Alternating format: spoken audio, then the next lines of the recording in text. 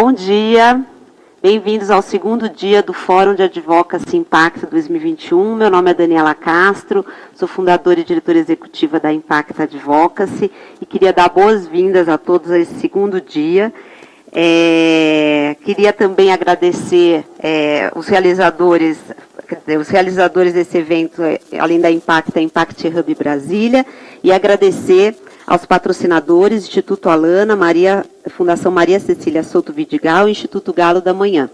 E também aos parceiros institucionais que nos ajudaram a colocar esse evento de pé, Advocacy Hub, Confluentes, GIF, Grupo Mulheres do Brasil, Instituto Etos e Nexo Jornal como parceiro de mídia. E, obviamente, ao público que nos assiste.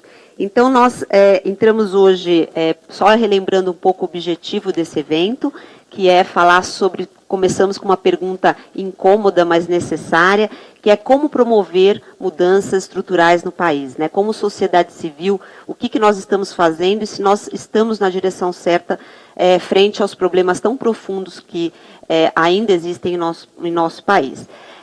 E depois de ontem, hoje, a ideia dessa mesa é falar sobre implementação de políticas públicas e delivery unit, em especial como é que a gente pode influenciar o Poder Executivo. Quando a gente fala em influenciar as políticas públicas, ou fazer advocacy, ou ter impacto, a gente sempre pensa no legislativo, né? Como é que a gente pode aprovar leis. Mas nós, no Brasil, nós já estamos com leis, inclusive, muito avançadas, aprovadas, mas mesmo assim com muita dificuldade de entregar resultados concretos para a população, ou seja, que as políticas sejam implementadas. Então, como objetivo desse fórum é trazer uma discussão muito sobre as estratégias que nós usamos em nossos projetos de impacto social e de advocacy, esse assunto a gente achou muito necessário e, para isso, a gente chamou convidados muito queridos e com muita experiência nisso. O primeiro que vai iniciar essa discussão, trazendo aí por vídeo a provocação de todo o painel, vai ser o Sir Michael Barber. Michael Barber é fundador e presidente da Delivery Associates, consultoria que auxilia governos e organizações de impacto a potencializar resultados. Ele fundou e dirigiu por 4 anos a Delivery Unit do gabinete do primeiro-ministro do Reino Unido, Tony Blair, e estratégia que potencializou políticas públicas na área de saúde, educação, segurança pública, transporte e imigração. De 2005 a 2011, foi sócio da McKinsey Company, autor do livro How to Run a Government, So That Citizens Benefit and Taxpayers Don't Go Crazy, e Accomplishment, How to Achieve Ambitious and Challenging Things. Ele vai abrir esse painel justamente falar um pouco sobre os desafios que ele viu, não só no governo do Reino Unido, mas em outros do qual participou. Depois, Jorge Gerdau. Dr. Jorge Gerdau é membro do grupo de controle da Gerdau e um dos acionistas controladores da empresa, exerceu o cargo de CEO e presidente do conselho do grupo, com forte atuação na busca pela eficiência e qualidade da gestão nos setores públicos e privado. É presidente do Conselho Superior do Movimento Brasil Competitivo, presidente emérito do Programa Gaúcho da Qualidade e Produtividade e membro das Academias Internacional Brasileira de Qualidade. Preside o Conselho da Fundação Iberê Camargo, o Conselho Consultivo da Junior Achievement, além de integrar o Conselho de Parceiros Voluntários e o Conselho de Fundadores do Todos pela Educação. Depois teremos Jussara Negromonte. Jussara tem 12 anos de experiência em gestão de projetos na área de políticas públicas, aconselhando governos em toda a América Latina, Caribe, Estados Unidos em estratégia, implementação de políticas e prestação de serviços em várias áreas sociais e níveis de governança, tendo liderado a implementação de unidades de entrega, como são chamados as Delivery Units, em diversos países. Recentemente, tem trabalho com cidades americanas no planejamento do gasto público e na recuperação econômica pós-pandemia. Jussara é formada em administração pública pela Fundação João Pinheiro e mestre em políticas públicas pela Universidade de Oxford. Depois teremos Caio Penido, com mais de 10 anos de atuação como executivo do setor de agropecuária. Caio Penido é presidente do Instituto Mato Grossense da Carne, IMAC, e vice-presidente, já tendo exercido o cargo de presidente do Grupo de Trabalho da Pecuária Sustentável. É membro fundador do Movimento Liga do Araguaia, do Instituto Agroambiental Araguaia e sócio-diretor da Agropecuária Água Viva e Encruzilhadas Filmes. E Renato Godoy. Renato é coordenador de Relações Governamentais do Instituto Alana, possui graduação em Ciências Sociais pela Universidade de São Paulo, graduação em Jornalismo pela Fundação Faculdade Casper Libero e especialização em Advocacy e Políticas Públicas pela FGV São Paulo. Atualmente é mestrando no Programa de Gestão Públicas da Universidade de São Paulo. Bom, queria dar boas-vindas a todos, acabei não falando um por um, o meu agradecimento especial, alguns aqui pessoas queridas. Queria agradecer muito a presença de vocês. Eu já vou pedir desculpas de antemão, já que eu não sou apresentadora, então eu vou aí também fazer esse papel de mediar a mesa e para garantir o tempo. A gente ainda está com esse desafio online, né? Espero que ano que vem estejamos juntos no presencial. Então, para não cansar vocês e o público, a gente vai seguir tentando extrair, acho que é o melhor e o interessante aqui desse grupo, que é contar como que a gente pode ser mais efetivo para fazer dentro, como a gente não tem a caneta na mão, né? Não somos governo, como é que a gente de fora pode fazer para que as coisas acelerem, né, e possam chegar e mudar indicadores de verdade nesse país. Então, estando com pessoas aqui que trabalham no país há muito tempo, eu queria começar essa provocação, né, justamente com o vídeo do Sir Michael Barber, que ele vai falar um pouco sobre Delivery Unit, né, e implementação, e aí a gente já vai para os comentários, aproveitando já a experiência de todos. Então, a gente vai soltar o vídeo agora, a ideia é trazer para o público e também para nós mesmos o conteúdo desse tema que é tão também inovador no Brasil. Sure. Well, thank you very much, Daniela, for the invitation to be part of this panel. I'm delighted to be invited. And I think the theme that you've chosen of how government can be more effective, how public policy can not just be argued about and decided, but really implemented in a way that makes a difference to millions of people, that is such an important theme. And it's an important theme for Brazil, as you were saying, but it's also an important theme for all of Latin America and actually for everywhere in the world. I've just spent the last first half of this year working with British Prime Minister Boris Johnson, helping him design a delivery unit to implement his mission for domestic policy. As the pandemic fades, he wants a really clear approach to driving delivery that will change the lives for the better of millions of British people. That's what he hopes. So I've spent the last 6 months doing that. So coming to your question, it's in too many governments around the world, at province or state level as well as at federal level, the government, the ministers and often the civil servants too think that deciding the policy is the difficult bit, and after that implementation takes care of itself. So it's like in those heads it's 90% policy and 10% implementation, but the reality is the other way around. Getting the policy right isn't easy, but even if you get it right, 90% of the challenge is actually making it happen in every far-flung corner of a big country like Brazil, or even a smaller country like the United Kingdom. So the first thing that's really important before we get to delivery units is understanding how important it is to think through implementation. How's it going to work? How are you going to get it done? It's no good being elected for 4 years or 5 years or whatever the term is and realizing at the end that all the things you hope to do never really got done. And there are other challenges. Most governments, and we've seen it a lot, obviously, with the pandemic around the world, most governments are constantly dealing with a series of crises. Things go wrong. You take Australia last year with the pandemic and bushfires. And these crises are happening all the time, and you know this is true in Brazil as well. And unless the government is really clear before the crises come what it's going to try and do and how it's going to get them done, how it's going to implement them, then it will get blown off course, and a prime minister or a president can finish a 4-year term and think, where did that go? What did I do? All I did was fight fires or deal with crises. So the point of a delivery unit, now I get to your questions. It's a long answer. Now I get to your question. The point of a delivery unit is to have a small, really well-organized function close to the Prime Minister or President that takes responsibility on his or her behalf for making sure that the priorities get delivered. So the delivery unit doesn't do the delivery, it checks that the big ministries responsible of doing delivery. So if education is a priority, is the education minister set up to deliver? How will it work? How will the education minister influence out there in the world, not just in the ministry? So the delivery unit's job is to secure delivery, to pursue delivery.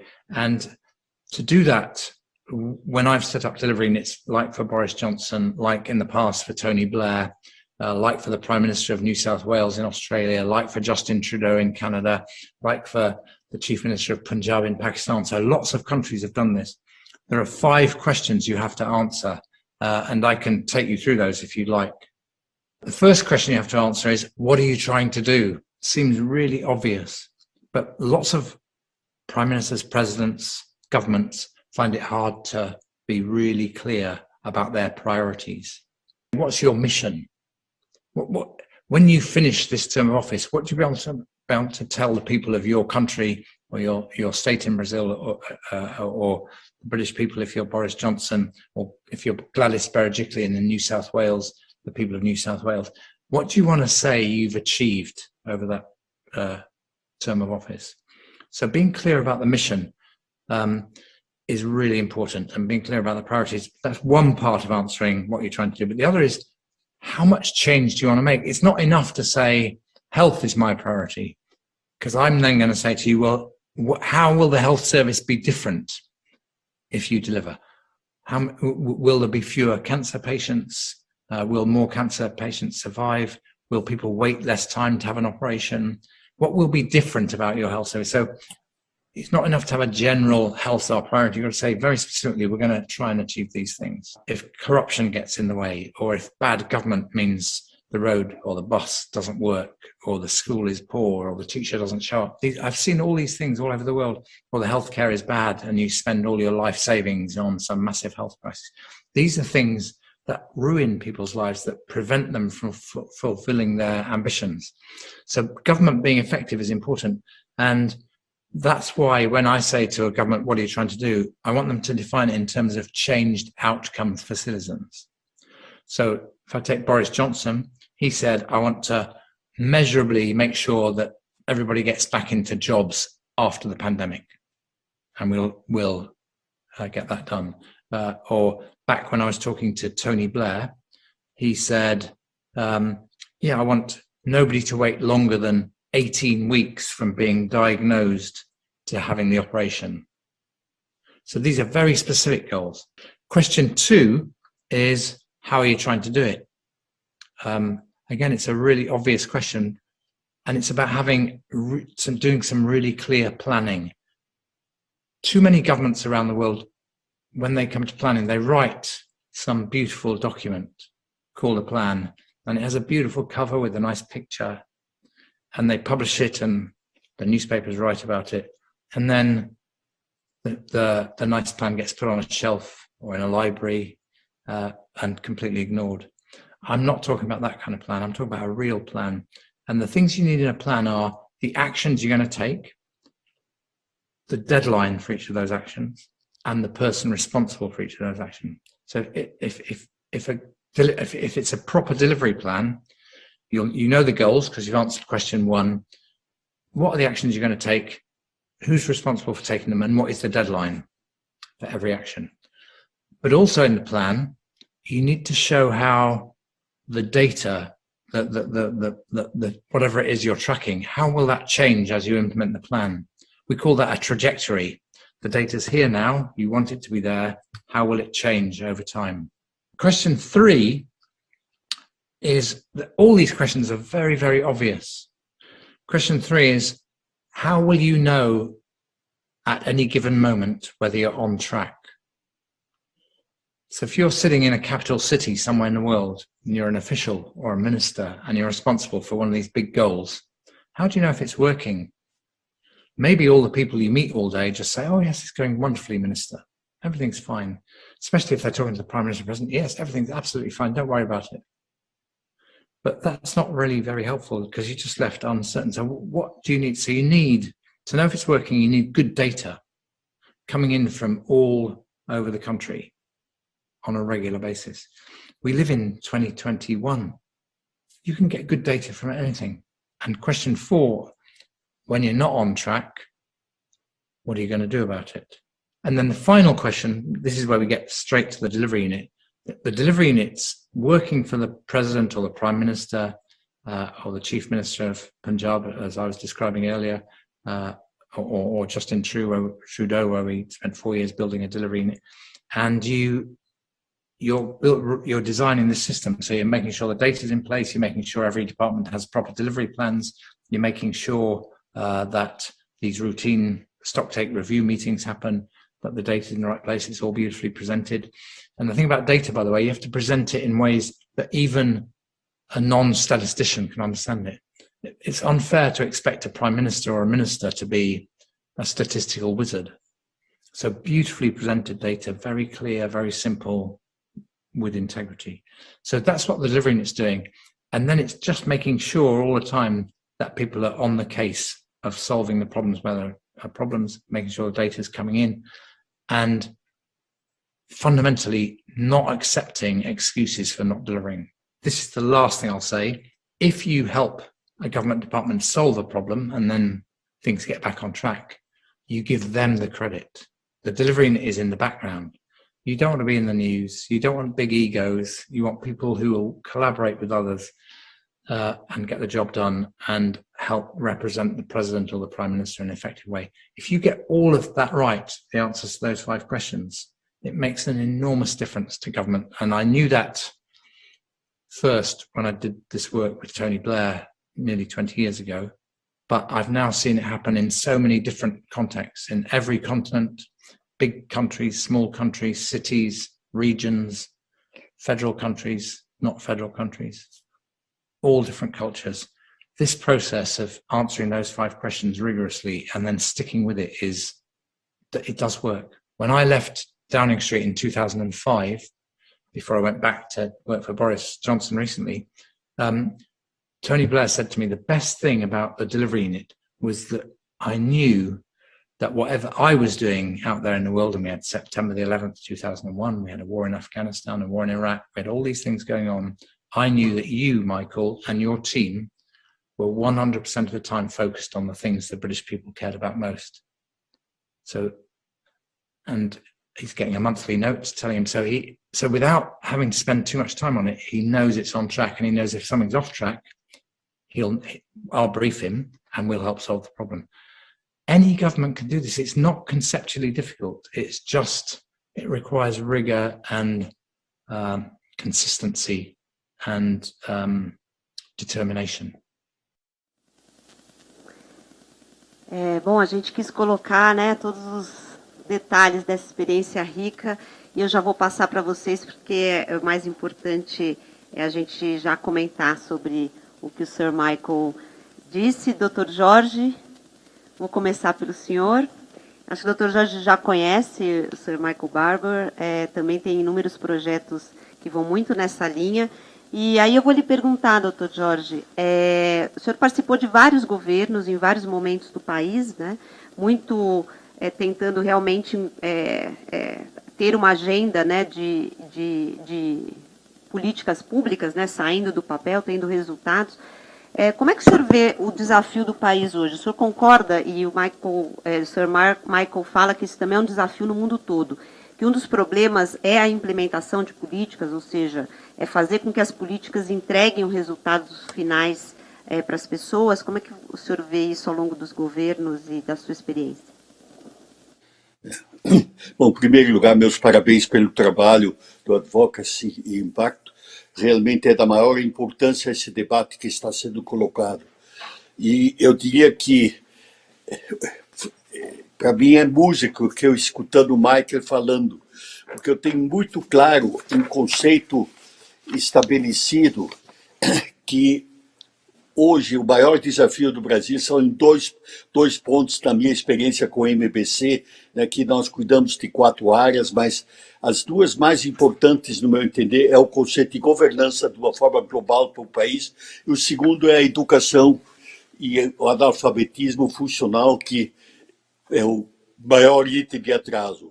Agora, o que é extremamente importante na experiência e na visão do professor Michael é que ele, eu tenho experiência pessoal do que ele observou, que normalmente se faz com as equipes técnicas, o planejamento aí, eu digo, se produz 20 quilos de papel, mas na realidade o processo tem que ser extremamente simplificado. E para que a população, o governo possam realmente essa orquestra funcionar harmonicamente. E aí é extremamente importante, no meu entender, historicamente se falava nos processos de gestão, né? Mas eu hoje entendo que deve-se estabelecer propósitos. Qual é o macro principal propósito que nós queremos atingir? E depois desdobrar o propósito para cada um dos ministérios e, eventualmente, fazer subpropósitos. Mas é preciso de que as equipes, o governo como um todo, entenda o que realmente quer fazer. E o segundo ponto, em cima desses propósitos, tem que se estabelecer indicadores de medição. Essa minha visão vem muito da experiência com o professor Falcone, da gestão da qualidade total, e que essa experiência do setor empresarial e da minha vivência de ter praticado isso, passamos isso para o MBC, saindo do programa do Estado do Rio Grande do Sul, há 20 anos agora que estamos trabalhando em projetos de melhoria de gestão.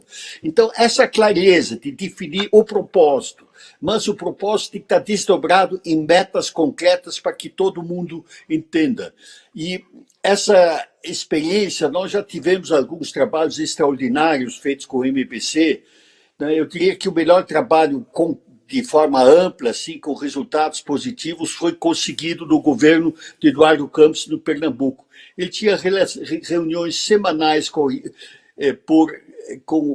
diversos setores, reuniões mensais, reuniões trimestrais organizadas e com metas e números, e os resultados parcialmente ainda hoje são utilizados e funcionam, inclusive, vamos dizer, talvez no ponto mais importante, que é a educação. Então, na realidade, nós temos que sair dessa descomplicação, normalmente que se contrata consultorias competentes, eficientes, mas se faz pacotes e pacotes, papel e papel. E o processo importante é essa conjugação. Então, hoje no Brasil, eu diria que tem 2 prioridades absolutamente necessárias. Realmente estabelecer uma governança simplificada, que defina suas metas, né? E eu diria assim, como uma meta principal, eu digo que nós queremos nos próximos 10 ou 15 anos atingir uma renda per capita igual a hoje, vamos dizer, que tem a Portugal, que seja de 20 e poucos mil dólares, porque é o número mínimo necessário para dar dignidade a uma população toda.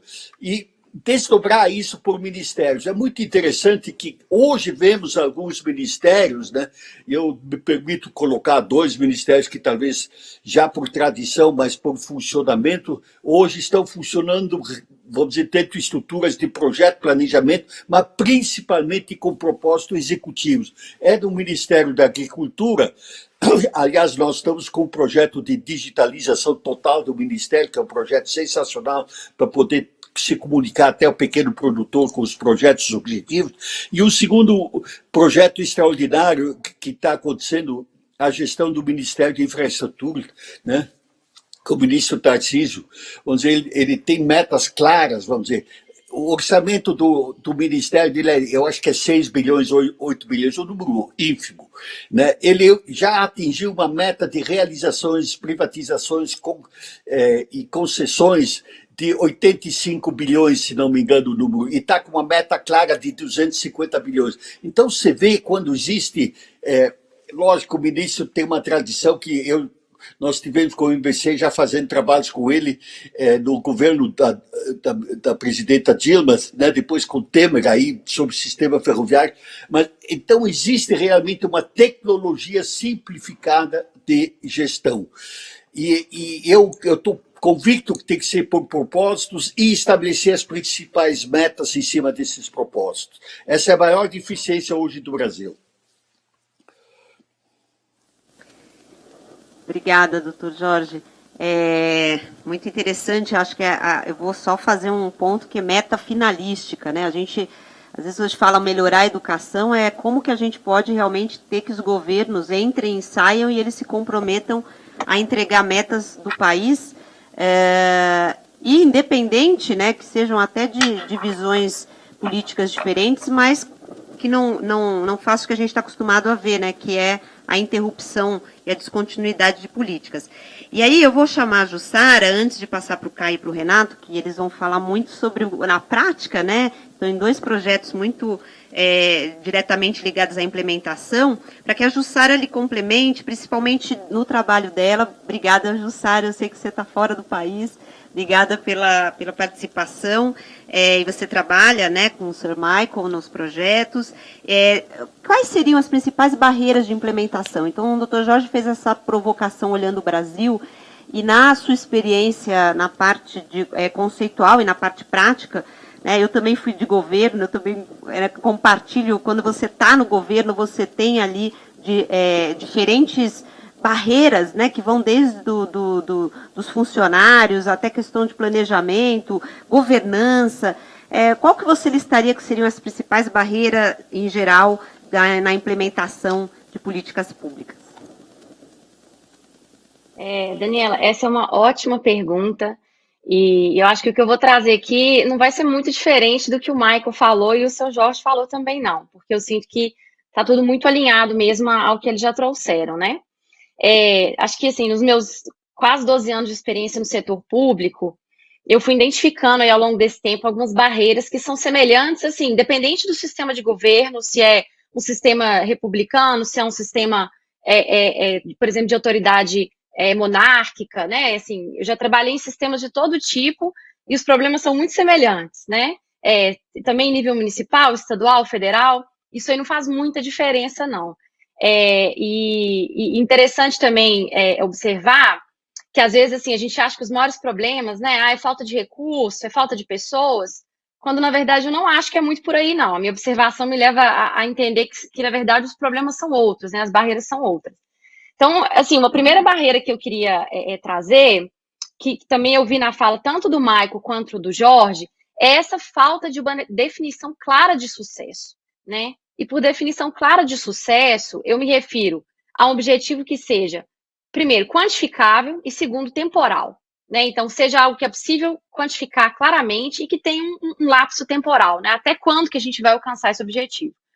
E o que muitas vezes a gente observa é o que você acabou de manifestar, né? Que as metas são pactuadas muito no nível de esforço. Então, dispêndio de recursos, número de licitações contratadas, número de workshops realizados, essa meta sempre aparece, né? Realizei 10 workshops, né? Então, tô bem na fita.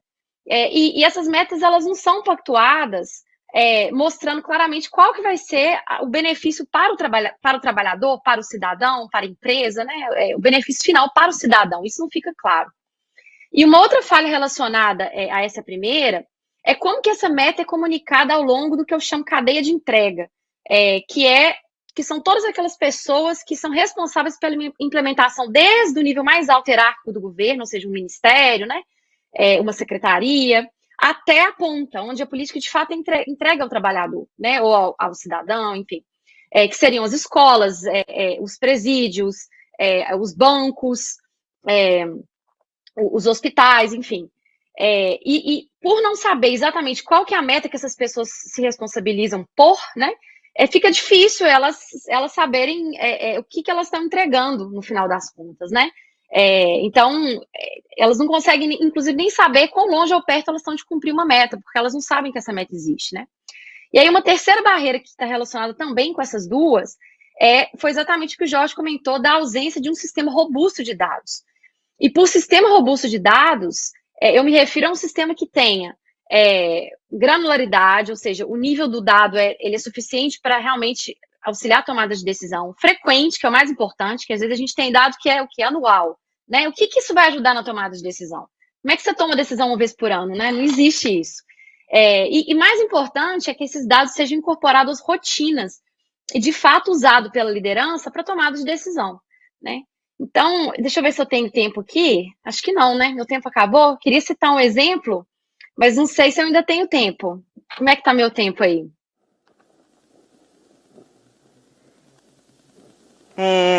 Você pode deixar para a próxima fala? Talvez vai ser ótimo, porque eu acho que acho que o Caio e o Renato vão dar exemplos e talvez você possa complementar, fazendo o paralelo com os exemplos deles. E obrigada, Jussara, acho que foi ótimo trazer, né, mais detalhes sobre... Bom, eu queria falar com o Caio. Caio, obrigada pela sua participação. Caio, você, né, além de um articulador nato, né, você tem um entendimento grande, né, sobre a questão da implementação de políticas públicas. O Mato Grosso, por exemplo, tem se destacado por trabalhar muito olhando as questões, não só ter leis, mas como que essas leis podem efetivamente acontecerem em processos que são causas raízes do desmatamento ilegal, por exemplo. Entre eles a regularização, o CAR, né, nós sabemos que temos aí mecanismos que poderiam inibir o desmatamento ilegal e muitas vezes por questão de dados, como a Jussara falou, ou com uma falta ali de falhas no processo de implementação, as coisas demoram mais do que o previsto. E como é que o IMAC, né, que você preside, trabalha e como você também acompanha aí com o governo esse trabalho de implementação? E o que você pode contar para a gente, também comentar as falas anteriores que você achar pertinente? Acho que você está sem espectadores. Bom dia a todos. Indo direto ao assunto, Daniela, obrigada pelo convite, mas temos pouco tempo. O IMAC trata sobre produção sustentável, pecuária sustentável em Mato Grosso, e a sustentabilidade está diretamente ligada à imagem do setor, do agro, e também a questão da regularização ambiental, né? Então, a missão do IMAC, tentando seguir um pouco a linha aí dos outros palestrantes, né, a missão acho que está clara. É promover essa carne de Mato Grosso com sustentabilidade, com rastreabilidade, através de pesquisas científicas, a gente conseguir ter dados confiáveis para comunicar essa sustentabilidade. Eu sou produtor rural no Mato Grosso desde 78, minha família, então eu me deparei um pouco com esse paradoxo, né? A gente está na maior biodiversidade do planeta e, ao mesmo tempo, o país ser sempre associado, o agronegócio, a pecuária, sempre associados ao desmatamento. Então, essa aqui foi uma missão que eu me coloquei aí entrando no IMAC, como comunicador social que eu sou também, como desfazer esse mal-entendido, né? Quer dizer, temos biodiversidade? Temos, né? Temos hoje aí, tanto o Brasil quanto o Mato Grosso tem mais de 60% do território destinado à conservação. Temos Código Florestal? Temos. Então, um código conservacionista aprovado em Congresso Nacional que regulamenta o uso do solo e conservação. Então, eu falei, bom, deveria ser fácil promover essa carne que tem essas condições, que tem essas características únicas, né?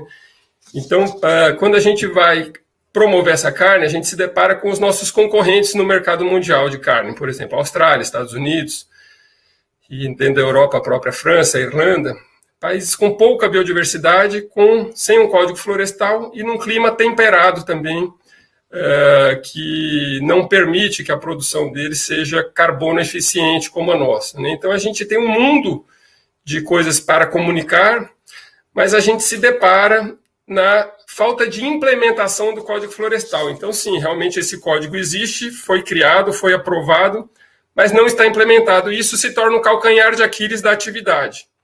Então, o IMAC é uma instituição, o Instituto Mato Grossense da Carne, que a gente tem no conselho representantes do setor das indústrias frigoríficas, 2 conselheiros da indústria frigorífica, 2 conselheiros dos pecuaristas da Acrimate, e o presidente do conselho é o secretário da SEDEC, que é a Secretaria de Agropecuária, que engloba a agropecuária no Mato Grosso.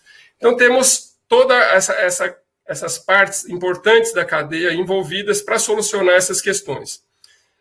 E percebemos que os gargalos ambientais, entre eles, o que estava dificultando essa regularização ambiental não tinha uma clareza do que é uma base cartográfica única, por exemplo. Um exemplo de um dos projetos que a gente está trabalhando. Então, você contrata um técnico ambiental para regularizar a fazenda, ele usa uma base cartográfica.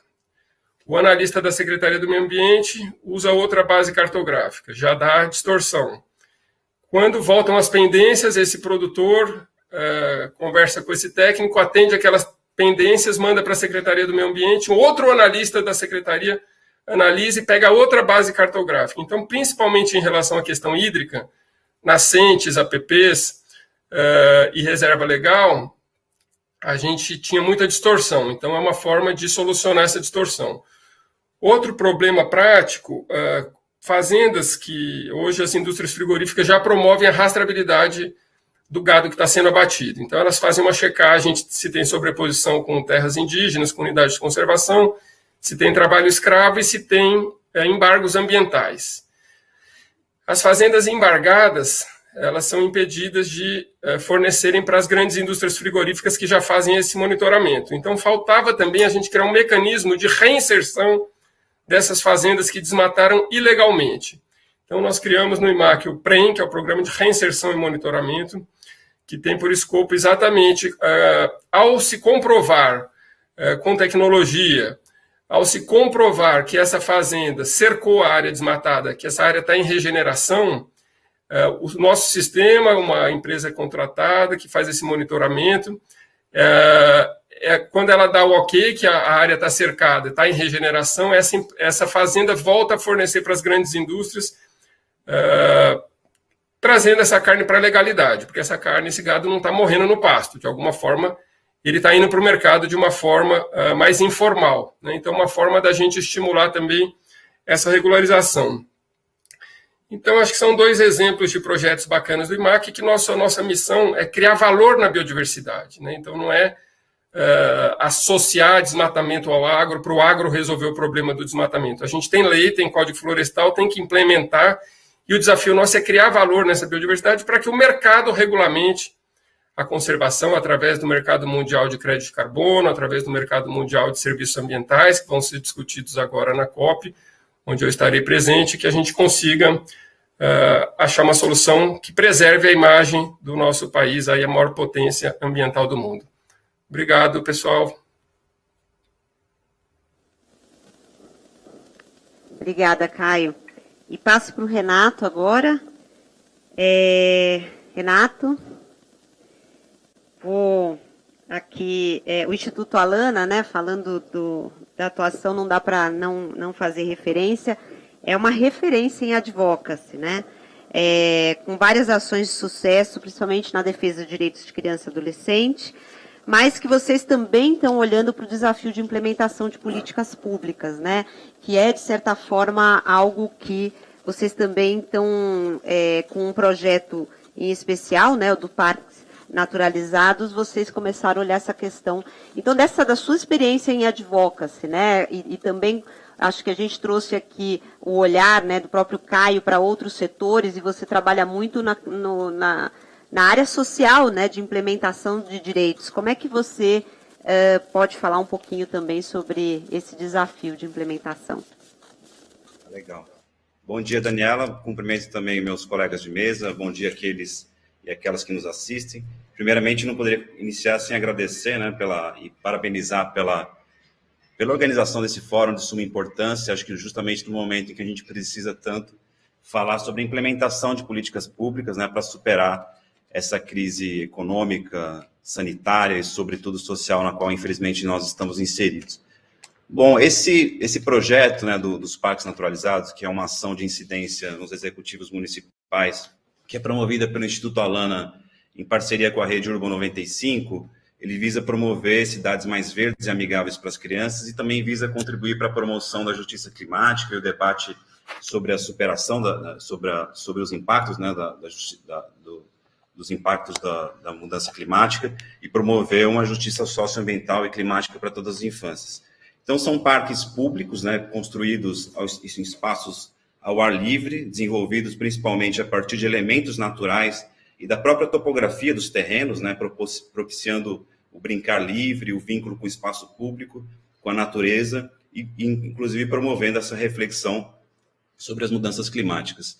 Em muitos casos, né, são parques que são estruturados em áreas periféricas e contribuem para recompor e preservar a área verde das cidades. Mas para a sua questão, né, com relação ao desafio da inclusão, né, a gente tem, acho que como você mencionou na abertura, Daniela, a gente tem historicamente, no Instituto Alana, ela se dá, sobretudo, em 3 períodos, né, em 3 etapas do ciclo de políticas públicas, né? É uma atuação nossa que inicia-se lá em 2006, né? Ela era muito voltada, sobretudo, para a incidência nessas 3 etapas, né? A etapa da formação da agenda, né? Inserindo temas da infância na ordem do dia do debate público, na formulação de políticas públicas, né? Com a elaboração de posicionamentos, diretrizes e subsídios teóricos e normativos sobre temas da infância.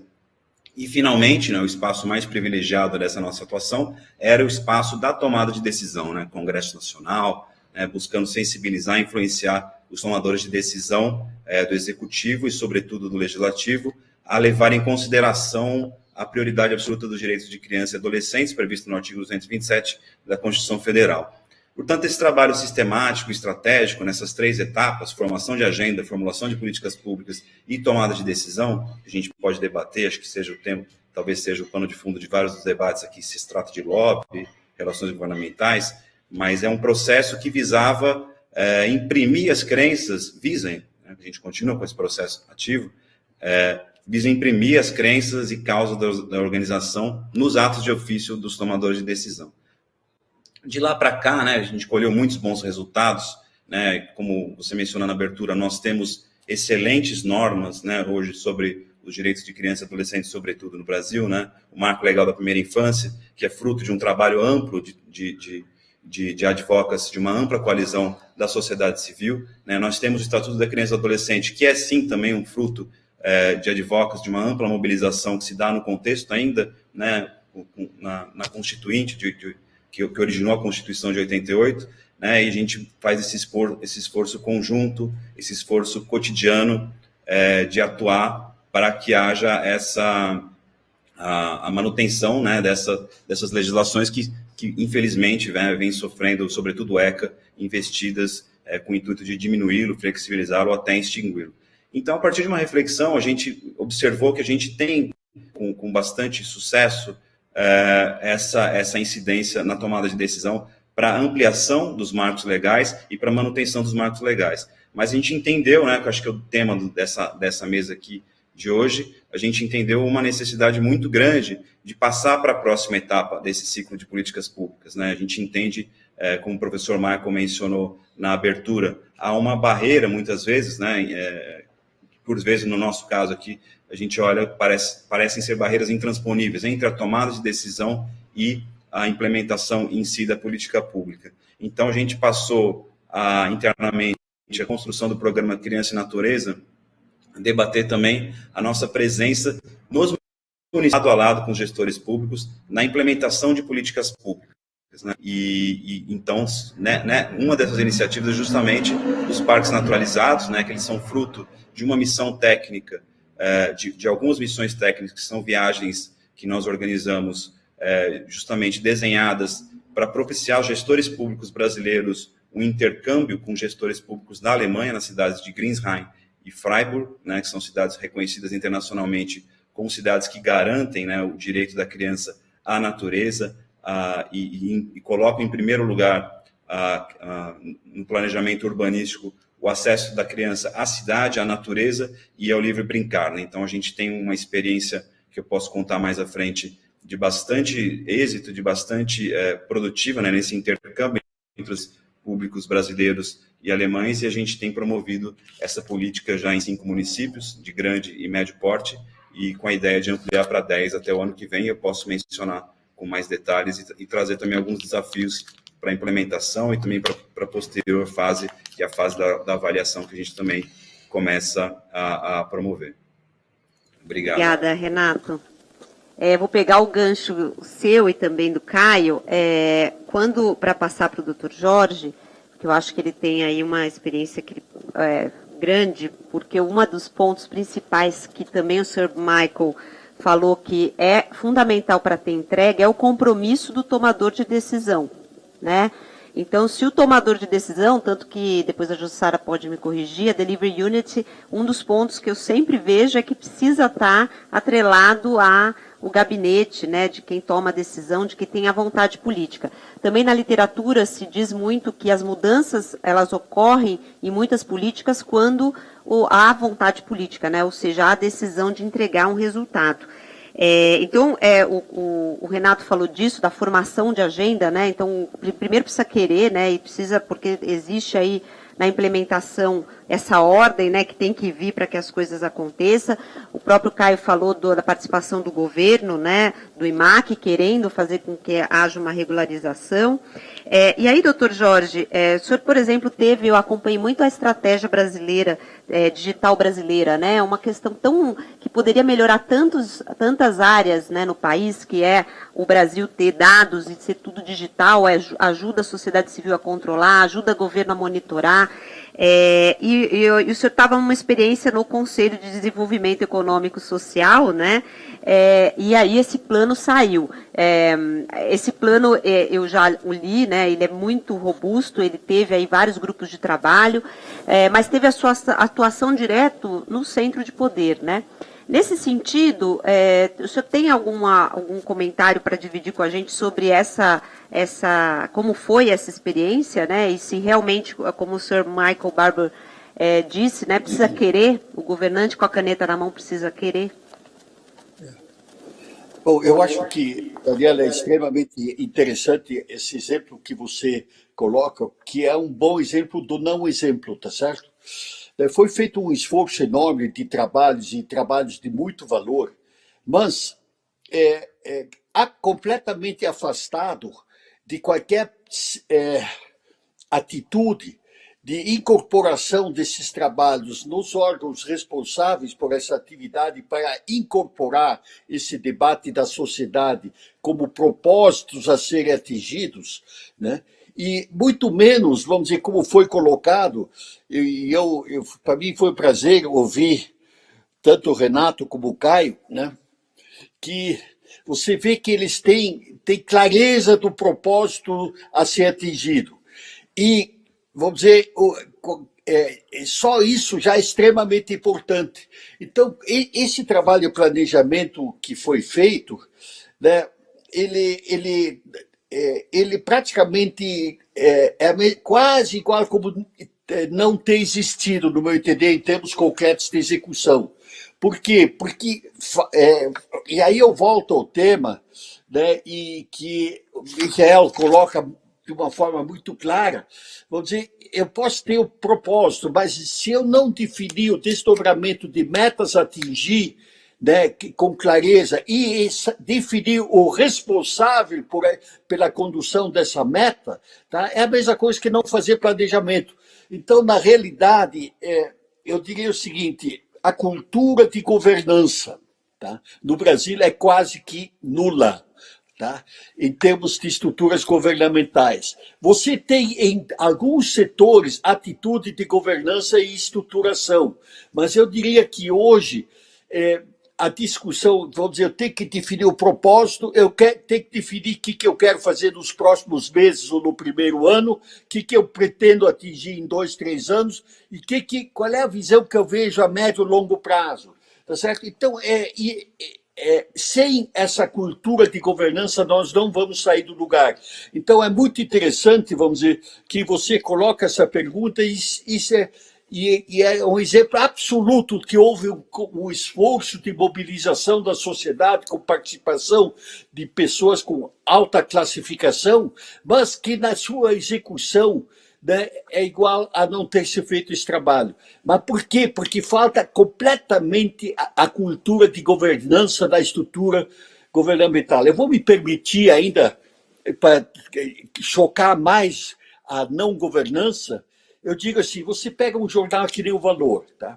Você vê constantemente o debate das empresas definindo seus propósitos, a movimentação do mercado na iniciativa privada, debatendo-se que números atingidos, etc.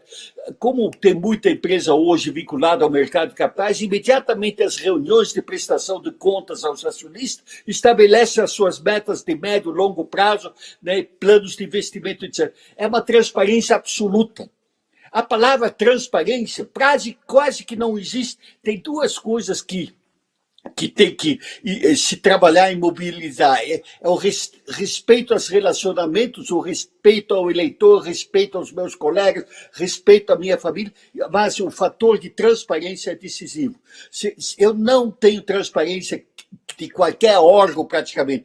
Por isso que eu me congratulo, porque as duas apresentações feitas, vamos dizer, nessa visão, em temas complexos, né, você vê que tem propósitos e tem clareza do que tem que ser atingido. Lógico que, em termos de indicadores, nós todos temos que melhorar, mas o que é chocante quando você vê um veículo que nem o Valor que cuida economicamente gestão, eu tenho brincado um pouco até em debate com teóricos da Fundação Getúlio Vargas, eu pergunto para ele assim, por que eu não vejo debate de governança sobre o setor público?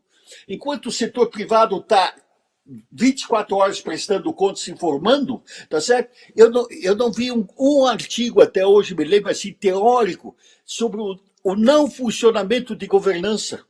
Tá certo? Então, nós estamos diante de uma barreira fantástica em que se vê o Congresso debatendo com gente capaz, inteligente, etc. Né? Mas o tema de governança, que foi muito bem colocado, né? E quando eu ouço o professor Michael, vamos dizer, eu digo assim, puxa, como é que dá para incorporar essa filosofia? E é interessante, né? Porque a inteligência, e na Inglaterra estão repetindo o trabalho, tá certo? De realmente a preocupação de ter sistemas simplificados, gente, de governança. Jorge, concordo completamente. A gente vai fazer um apanhado aqui de quais são os pontos, né? Fazer igual o Sir Michael, ver se está naqueles 5, porque está sendo muito interessante. O senhor falou de governança, né? Transparência, mas que o grande problema é a governança, além, né, não é só, então, querer fazer, sai um plano belíssimo da estratégia digital, mas a barreira ali também é como a execução acontece. Jussara, você complementa, acho que a visão do Dr. Jorge sobre essas barreiras, né, que ele levantou? Sim, eu penso que a grande contribuição da unidade de entrega para superar essas barreiras de implementação, eu gosto de fazer uma analogia, é de transformar o sistema de governo, pouco a pouco, em como se fosse um organismo que funciona por rotinas, né? E essas rotinas é as que permitem com que esse advocacy possa acontecer. Ao invés de um sistema que funciona por espasmos, ou seja, não existe clareza sobre que meta que se quer alcançar, e o governo está sempre trabalhando para os famosos apagar incêndios, né? Então, tem sempre um problema acontecendo, existe uma energia grande ali para resolver esse espasmo, né? E aí depois volta a calmaria, né? Que é o contrário de um sistema de rotinas. E dá um exemplo, né, de um trabalho que a gente fez em 2020 com o Ministério da Economia. A gente apoiou a implementação de uma unidade de entrega durante a pandemia do Covid-19, para acelerar as principais entregas para cidadãos, né, para empresas, durante esse período da pandemia. E nosso primeiro passo foi exatamente pactuar essas metas claras que o Ministério precisava para cumprir com os desafios do momento, né? E aí, só para citar um exemplo de uma meta que a gente pactuou, era entregar o auxílio emergencial a 54 milhões de trabalhadores durante 3 meses. Né, que acho que é uma meta aí que foi amplamente divulgada, todo mundo sabe como é que foi esse processo, né? E eu acho que essa é uma meta clara, que eu gosto dessa meta, porque ela passa o que eu chamo de filtro das 3 etapas, né? Ela é significativa, então ela impacta na vida das pessoas, ela é movível, ou seja, é possível chegar ao resultado com os recursos que a gente tinha no momento, né? E ela é mensurável, então era possível coletar dados para medir o resultado daquela meta, né? E aí, como que a gente criou esse sistema de rotinas? Então, a gente trabalhou com a equipe, né, da Secretaria Executiva para identificar como que os dados seriam coletados para mensurar cada uma dessas metas, né? E a equipe desenvolveu um sistema assim, super simples para apurar os resultados dos indicadores e fazer as análises sobre a entrega. E aí, avaliando os resultados desses indicadores, a equipe podia levantar a cada semana quais eram os temas mais importantes para serem levados, né, para o secretário executivo conversar com o ministro. E aí, com isso, os problemas da implementação eram discutidos com base em evidências, né, e com uma temporalidade suficiente para que a tomada de decisão pudesse acontecer, de fato, né, ao invés daquilo se tornar um problema muito grande, até o momento que se descobre que ele é um problema, e aí já está tarde demais para resolver, né. Então, assim, eu acho que essa, voltando ao meu ponto, né, essa é a principal função da Delivery Unit no que diz respeito a esse papel de advocacy, né, que é fazer essa curadoria dos principais pontos que tem que ser discutidos a cada semana, e não a cada ano, né, a cada semestre, não, a cada semana, né, e levar isso para a atenção da liderança e não deixar a peteca cair, né, criando sinergia, cooperação, senso de urgência, né, e essas conversas muito importantes que elas aconteçam assim, sem apontar dedo, né, sem fazer o que a gente chama assim de jogo da culpa, né, porque a ideia aqui não é com que as pessoas tenham medo, assim, que CPF que vai para o Ministério Público primeiro, né? Mas ao contrário, né? Como que a gente pode ajudar e trabalhar junto? Acho que você falou interessante, né? Sobre uma pressão, porque a advocacy, né? É como uma forma da gente tentar influenciar, mas essa pressão não propriamente é negativa, né? E muitas vezes a gente está falando, por que a gente decidiu colocar Delivery Unit como uma estratégia de advocacy, né? Porque a ideia é sociedade civil, setor privado, né, que envolve organizações, tentando influenciar o governo para que as coisas saiam. A gente faz isso em advocacy, no legislativo isso está mais consolidado, mas no executivo. Uma forma que se vê, muitas vezes, é ajudando o governo a fazer, né? Em que a gente junta uma pressão, de novo, que pode ser positiva e vem da força política da sociedade civil, vocês têm força política, né, todos que estão nessa mesa, e a gente tentar, de alguma forma, ajudar o governo e isso a sair. Nesse sentido, Caio e Renato, né, indo para... porque vocês estão vivenciando em 2 projetos na prática, como o doutor Jorge falou, vocês têm o propósito, né, isso é o que vocês querem no final, é realmente um ambiente melhor, né? Tem muito claro qual é a meta finalística, né, de todo o trabalho de vocês. Vocês concordam com essas barreiras? Vocês teriam algo a acrescentar, né, agora na prática, tentando ali com o governo a implementar uma política pública? Caio, primeiro você.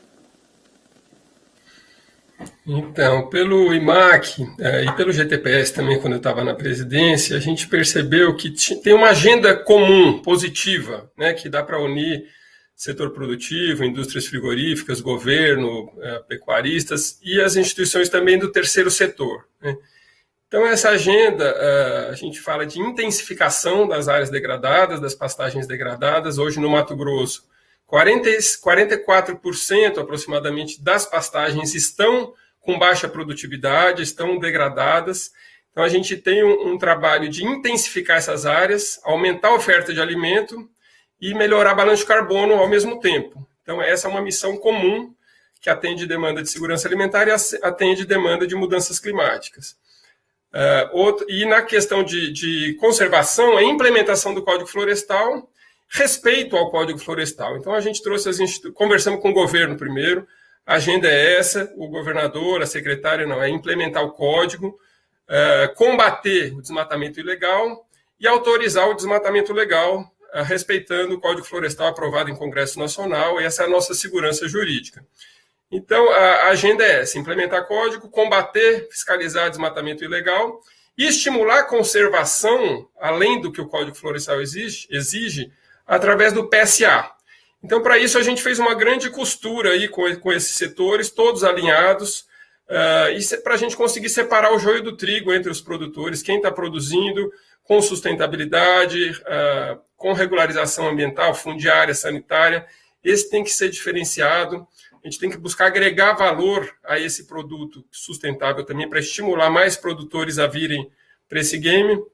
E no terceiro setor, foi interessante também, porque eu acho que pela insatisfação aí de alguns com a implementação do Código Florestal com o governo, quer dizer, não é esse governo, né? Desde o Fernando Henrique, Lula, Dilma, Temer, quer dizer, essa dificuldade de implementar o código vai desanimando realmente os articuladores, os ativistas. Então começou um movimento muito forte de uma campanha por desmatamento zero, né? Então a gente teve que alinhar também com o terceiro setor aí, essa questão, porque o desmatamento zero, ele na verdade enfraquece o Código Florestal, ele enfraquece nossa possibilidade de criar valor na biodiversidade. Então a gente criou um memorando de entendimentos, então as instituições do terceiro setor que querem fazer parceria têm que se comprometerem a respeitar o Código Florestal, inclusive o direito ao desmatamento legal, e juntos a gente buscar estratégias de conservação além do Código. Então, acho que foi uma articulação grande, interessante, que a gente, como o IMAC já faz parte do governo, facilita, né? Alinhando com os produtores também, todos querem a legalidade, querem a implementação do Código, querem produzir com tranquilidade, as indústrias frigoríficas pressionadas internacionalmente com seus compromissos globais, né, de net zero, em relação à conservação. Então, é uma agenda positiva, trouxemos também ONGs relevantes, o Instituto Ação Verde está com a gente no projeto da base cartográfica única para análise da hidrografia, Earth Innovation também está com a gente, PAN a gente está também fechando aí, para cada um apoiar um dos projetos. Então, é uma grande aliança em apoio à legislação brasileira e com uma agenda positiva e comum. Obrigada, Caio. Renato, sigo com a mesma pergunta aí para você. Legal. Não, Daniela, eu tenho muito acordo com tudo que foi falado sobre essas dificuldades, né? Acho que da questão da implementação na prática, né? Acho que a gente vê isso hoje, essas dificuldades, né? Acho que o Dr. Jorge trouxe a questão da governança, né? Da dificuldade de ter algo simplificado, né? A gente trabalha num universo, né? A gente costumava, como eu mencionei anteriormente, a gente costumava trabalhar muito focado somente no Congresso Nacional e no Executivo Federal, né? Na esfera mais federal, e agora quando a gente vem para esse esforço de chegar aos municípios, né? Chegar no dia a dia da política pública na ponta, a gente percebe aí uma série de desafios novos relacionados à governança, à implementação e a novas formas de se fazer o advocacy, né, nessas esferas, em grandes e médios municípios, né, enfim, há uma assimetria muito grande. Os parques naturalizados, né, que é o caso específico que eu estou debatendo aqui, via de regra, eles são implementados a partir de atos discricionários, né, do Executivo Municipal. Então, não precisa de uma aprovação de lei no Legislativo, o que, de certa forma, ajuda a encurtar o processo de implementação, mas, por outro lado, os parques acabam sendo inseridos em políticas públicas, em planos diretores, que já estão instituídos nos municípios e com uma governança já estabelecida, né? Então, a gente tem que olhar para essa realidade, se inserir, né, nessa realidade, num processo de incidência e também saber lidar com ela e procurar fazer a implementação por meio desses marcos já pré-estabelecidos, né? Isso traz muitos desafios do ponto de vista de advocacy, né? Porque há uma assimetria muito grande, uma diferença de um município para o outro, muitas vezes é um caso completamente diferente em cada um dos municípios, né? Nós temos casos em que os municípios, essa implementação do parque, ele se dá por meio da Secretaria de Meio Ambiente, em outros pela Secretaria de Urbanismo, Planejamento, Educação, né? Pode ser um parque, por exemplo, no interior de uma escola, né? Ele pode servir a Secretaria de Educação, então há essa complexidade, né, que a gente precisa mergulhar em cada uma das realidades e fazer uma análise específica. Em Fortaleza pode ser um caso, né, em São Paulo pode ser um outro arranjo institucional, então essa dificuldade que a gente precisa superar com o trabalho de incidência. Eu destacaria aqui, só para trazer um caso específico, né, acho que e bem sucedido, e apontando já para o final, né, e para algumas conclusões e sugerindo alguns desafios, né, que é o caso da Prefeitura de Fortaleza, num programa que nós ajudamos a implementar na Prefeitura de Fortaleza, que já tinha esse programa Fortaleza Mais Verde, né, que já vem o mesmo grupo político, enfim, implementando já há alguns anos, algumas gestões, né, e é um programa que tem intenção, né, de preservar e garantir e ampliar progressivamente a cobertura da cidade de Fortaleza, cobertura verde da cidade de Fortaleza, né? Tornando áreas utilizáveis, áreas degradadas e utilizáveis para serem usufruídas pela população. Então, em parceria, né, nossa com a Rede Urban 95, eles identificaram essa oportunidade de incidência e os parques naturalizados foram apresentados à Prefeitura, que adotou o modelo e atualmente deve implementar até o final da gestão 40 desses parques até dezembro de 2024, né? Então a gente tem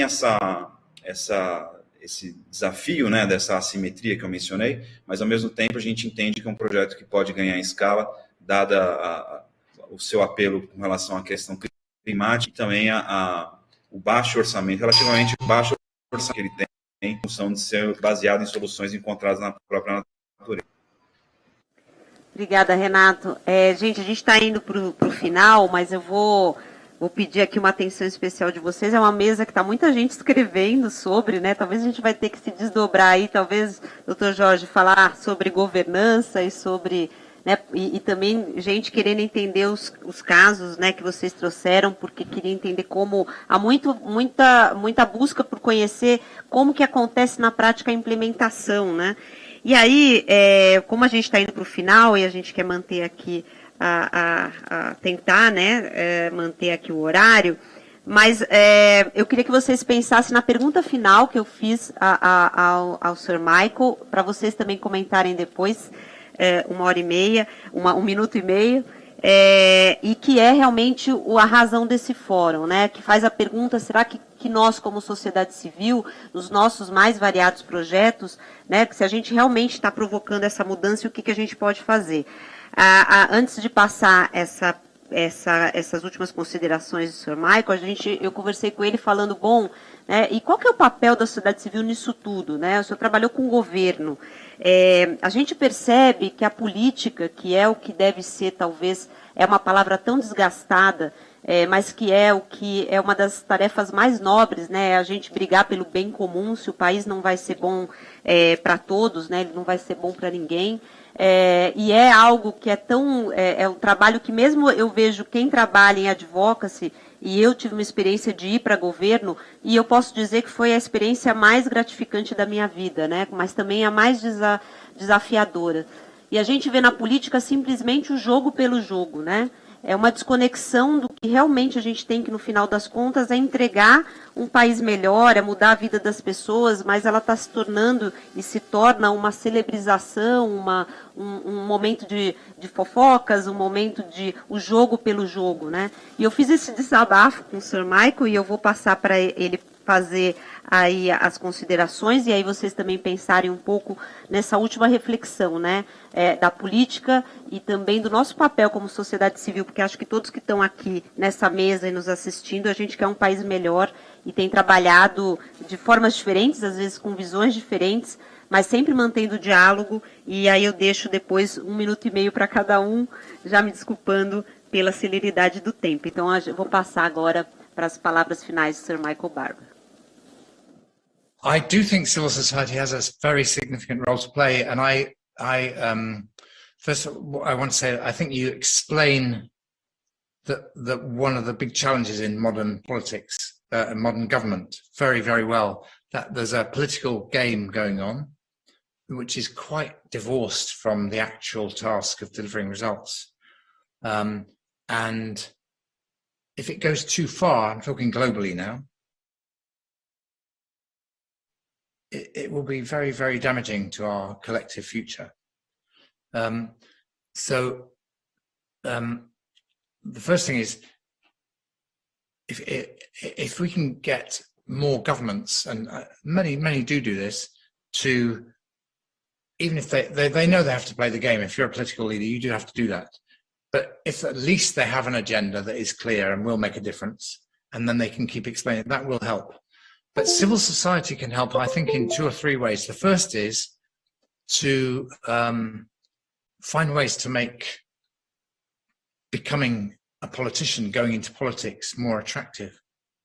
Support people, encourage people. The Canadian Liberals, Justin Trudeau's party, they did a lot of work to encourage more women to come into politics in Canada. He wanted to have at least half his party's MPs to be women, and they had a campaign called Ask Her to Run, and Liberal Party members went out in the community, not just to members of the Liberal Party, and they said, actually, Daniela, you'd be a very good politician. and if you want to come in, and this is what we stand for as Liberals, we'll encourage them and they train people, and that's how they got more. Now, so that's just one example, but I think civil society can really help encouraging people, particularly from women and men are still unequally represented in politics, but also from minority groups and the areas of a country not so represented. So there's a role. The second is to bring a commentary on government that goes beyond the game that you described and does talk about, well, what are they actually getting done on our behalf?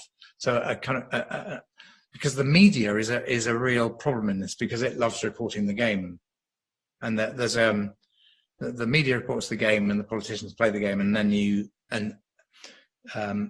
it doesn't get, the kind of things you're talking about don't get mentioned. So I think civil society can change that. If the government should try to change it as well, but people always dismiss, people are cynical about governments, but if civil society says, actually, we've got a big housing challenge and the government's doing really well on this aspect of it, but they've got challenges here, and it's a proper commentary, that can really help.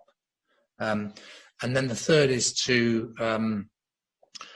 bring ideas, insights, information, training, development, all those things to ministers and officials so that they can see what good government looks like. And there's maybe I said three things, but maybe there's a fourth thing, which is also that in some cases the civil society can become the deliverers of government service. So government doesn't have to do everything itself, it can commission others, and civil society might be in some cases better at providing services than government, and so you can break the monopolies but also bring in new providers and new ideas. Bom, gente, essas foram as considerações sobre o papel da sociedade civil. Nem vou falar, já vou passar direto para vocês. Dr. Jorge. É fantástico aí ouvir o professor Michael, sabe? É interessante. Deixa eu mencionar todo o processo que nós falamos, discutir, é propósito, e aí eu digo assim, a minha origem vem originalmente na década de 80, com Total Quality Control, tá certo? Tudo são processos. Hoje, na tecnologia, digitalização, isso quase que é automático, tá certo? Porque tudo são processos e a digitalização, a tecnologia exige domínio de processos. Então, governança exige domínio de processos. Domínio de processos exige conhecimento do processo. Então, em qualquer área, isso aí é absolutamente necessário e praticamente é uma lição esquecida, mas é importante. Daniela, agora nesse debate, a mim me veio uma ideia de que talvez a gente, como advocacy, poderíamos estabelecer que todas as secretarias e departamentos escrevessem a sua opinião, como é que funciona a qualidade de gestão de governança na sua área. E botar mais uma meia dúzia de pontos que tem que se dar uma pensada, né? Você sabe o propósito, em quanto tempo você define os propósitos, um tipo de pergunta que estimule o raciocínio do conhecimento da não governança, certo?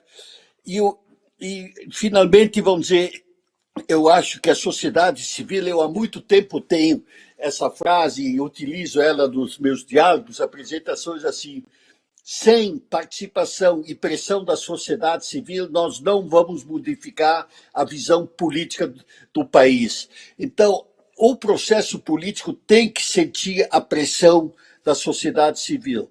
E isso deve ser feito essencialmente pela pressão dos empresários que têm uma vivência de gestão e sofrem os problemas, mas eu diria que entidades profissionais como a OAB, Sociedade de Engenharia, sociedades de engenharias desdobrados, os contadores, etc., né?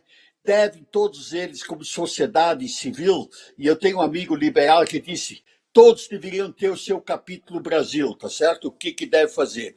Então, a pressão da sociedade civil, no meu entender, é decisivo, e promover, dentro desse trabalho de advocacia, a pressão de governança definidor para o futuro é muito importante. Gostei demais da observação sobre as mulheres, que o professor Michael colocou, que eu, na minha observação pessoal, eu entendo que os homens têm uma característica de propósito muito focada normalmente, e as mulheres têm uma competência gerencial abrangente.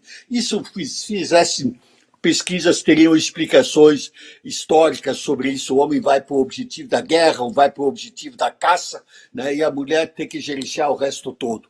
Então, e se a gente observar hoje o sucesso das mulheres, a quantidade de primeiro-ministras que nós temos na Europa, tá certo? Eu pessoalmente, na minha vida profissional, né? Eu vou dizer, o que eu vejo quando as mulheres abraçam causas, elas normalmente são mais abrangentes do que o foco. Então, eu acho que realmente, se nós envolvermos mais as mulheres no aprimoramento de governança, eu acho que nós podemos ter resultados benéficos para o mundo, para o nosso país. Obrigada, doutor Jorge. Jussara, muito obrigada. Eu acho que eu queria terminar minha fala dizendo que acho que o Advox é composto por duas coisas, né? Tem uma parte de ciência, que foi falado aqui sobre os processos e as rotinas, e tem uma parte que é de arte, né? Que eu entendo que são esses comportamentos, essa cultura da confiança, porque não tem como você falar de problemas, de riscos em projetos, em implementação, se não houver essa confiança. Eu sinto que falta essa confiança hoje no serviço público, né? Tanto para dentro quanto para fora, com os parceiros públicos, não governamentais. Então, sem a construção desses dois pilares, né, da ciência e da arte, eu sinto que é difícil com que esse advocacy aconteça. Então, eu queria terminar com esse chamado da importância de que, né, claro, os processos são essenciais, as rotinas, mas essa mudança também de comportamento, eu acho que ela é essencial. Obrigada pela participação. Obrigada, Jussara. Caio? Bom, finalizando aqui, obrigado pela participação, os palestrantes, muito bacana, pegando aqui o mote do Michael,